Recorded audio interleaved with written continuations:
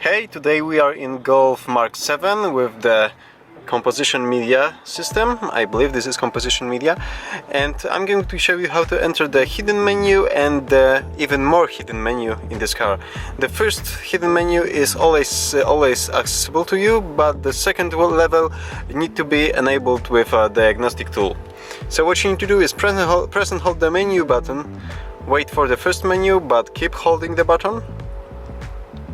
And after a couple seconds you will see a different screen with different options.